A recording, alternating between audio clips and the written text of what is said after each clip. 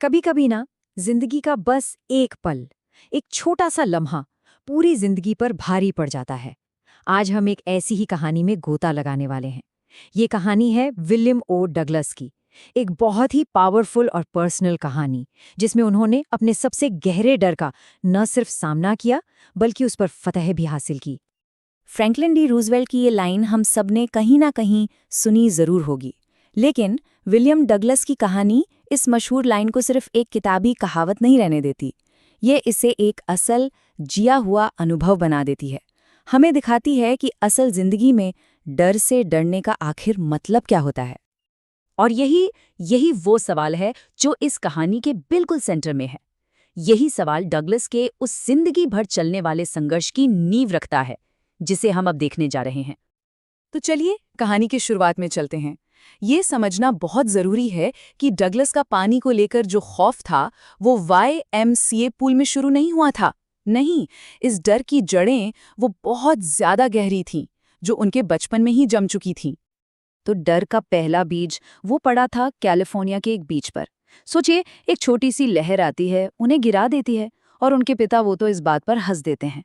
पर उस छोटे से बच्चे के दिल में पानी की वो जबरदस्त ताकत का खौफ वो बस घर कर जाता है।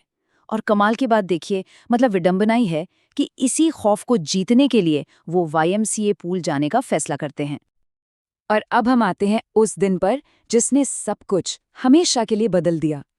YMCA पूल, जो कि एक महफूज जगह होनी चाहिए थी, वही जगह डगलस की जिंदगी के सबसे बड़े खौफ का स्टेज बनने वाली थी। सिर्फ एक मजाक, एक भद्दा क्रूर मजाक, जो एक ही पल में जिंदगी और मौत के सवाल में बदल गया। डगलस इस अचानक हमले के लिए बिल्कुल भी, मतलब जरा भी तैयार नहीं थे। अब यहाँ जो बात सबसे ज्यादा हैरान करती है वो ये है कि मौत के मुंह में जाते हुए भी डगलस का दिमाग चल रहा था। उन्होंने घबराने के बजाय फौरन बचने का एक पूरा सॉलिड प्लान बना लिया। ये दिमाग और डर की पहली लड़ाई थी। मगर दिमाग जो सोचता है, डर उसे होने कहाँ देता है। प्लान और हकीकत में जमीन आसमान का फर्क निकला। उनकी पहली कोशिश बुरी तरह नाकाम हुई। वो कॉक की तरह सतह पर नहीं आए, बल्कि बहुत धीरे धीरे ऊपर आए, और चारों तरफ सिर्फ वो गंदा पीला पानी था। घबराहट अब हावी होने लगी थी। दूसरी बार नीचे जाते जाते दिमाग ने जवाब दे दिया। अब तर्क और योजना सब खत्म। ये एक ऐसा खालिस खौफ था जिसे समझा नहीं जा सकता, जिस पर कोई काबू नहीं। इस खौफ ने उनके पूरे जिस्म को, यहाँ तक कि उनकी चीखों को भी पानी के नीचे ही जमाकर पत्थर कर दिया। और फिर तीसरी बार नीचे जाते हुए सारा संघर्ष खत्म हो गया। उन्होंने हार मान ली। शरीर बिल्कुल ढीला पड़ गया और दिमाग पर एक सुकून भरा अंधेरा छा गया। उस पल में डर नहीं था, खौफ नहीं था। उन्हें लगा जैसे मौत में तो शांति है। उस दिन डगलस को बचा तो लिया गया, लेकिन असल में वो सालों तक उसी डर में डूबे रह गए। फिजिकल खतरा तो टल गया, पर उस हादसे का जो साइकोलॉजिकल असर था, वो एक अंधेरे साए की तरह उनकी जिंदगी पर छा गया। ये सिर्फ एक लिस्ट नहीं है, ये उन सारी खुशियों का हिसाब किताब है जो उस एक डर ने उनसे छीन ली थी। मछली पकड़ना, नाव चलाना, झरनों के पास जाना, पानी से जुड़ी हर छोटी बड़ी खुशी अब उनके लिए खौफ का दूसरा नाम बन गई थी। सालों बाद आखिरकार वो पल आया जब डगलस ने तय किया कि बस अब बहुत हुआ।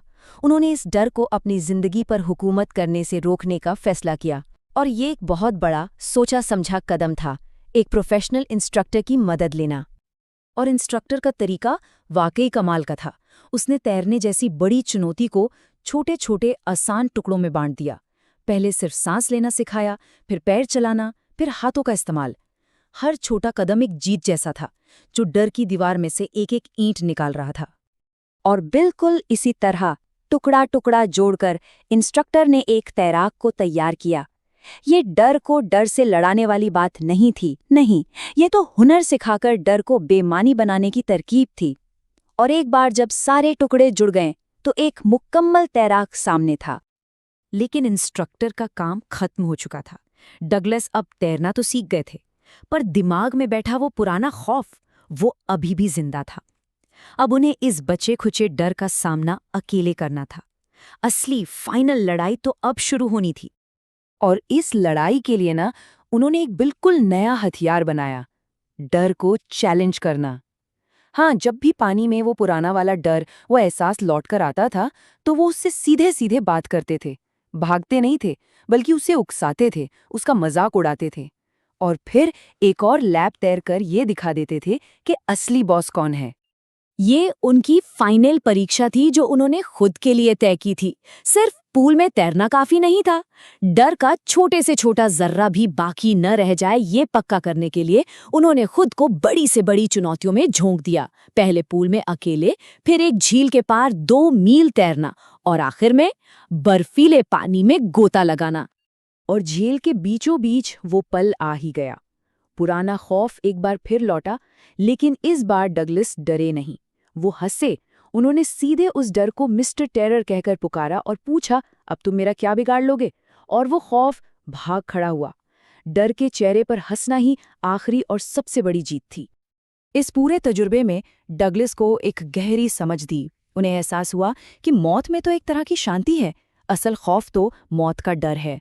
अब रूजवेल्ट के वो शब्द उनके लिए सिर्फ एक कोटेशन नहीं थे, वो एक जिया हुआ सच बन चुके थे, जिसकी कीमत उन्होंने खुद चुकाई थी। और आखिरकार उन्हें वो आज़ादी महसूस हुई, वो आज़ादी जो किसी भी पहाड़ पर चढ़ने, किसी भी रास्ते पर चलने और डर को एक मामूली चीज़ की तरह बस झटक देने से मिलती है। तो आखिर में डगलस की ये कहानी सिर्फ पानी के डर की कहानी नहीं रह जाती, ये किसी भी डर पर, किसी भी मुश्किल पर जीत हासिल करने की कहानी बन जाती है। और ये हम सब के सामने एक सवाल छोड़ जाती है, किसी की जिंदगी में वो कौन सा गहरा पानी है जिसमें उतरने और जिसे पार करने का वक्त अब आ गया है।